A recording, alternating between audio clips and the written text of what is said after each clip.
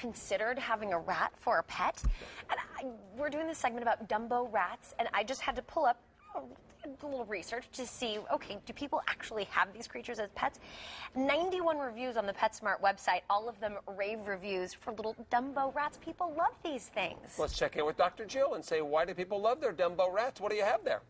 Hey, good morning, Paul and Bethany. You know, these are really awesome little pets, and they're great for the college students because you can get them into a dorm. They're contained into a cage. They're kind of fun and fuzzy, unlike a fish that you can't curl up with.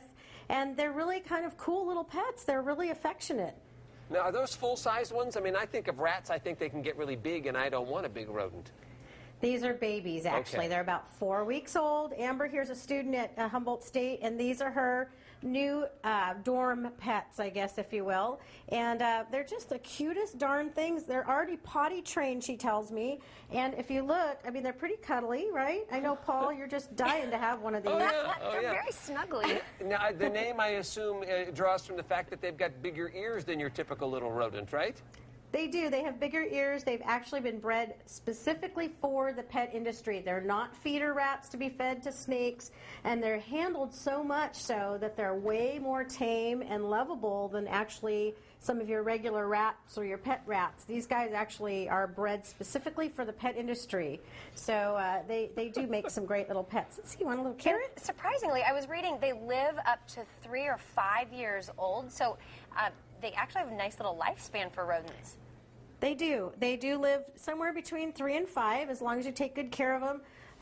Amber here has invested in a fabulous cage for them. Space is really important. Isn't that luxury. Cool? All the little toys, and they have little, like, here's the most fancy toy. I love this. Check this out. It's a toilet roll paper. Oh, you gotta love it. They love these. They like to go inside of them, and they like to chew on them, so that's pretty good for a college student, right? Well, pretty economical. Speaking of what they chew on, what do I feed my rat? Is this a fairly economical pet to feed?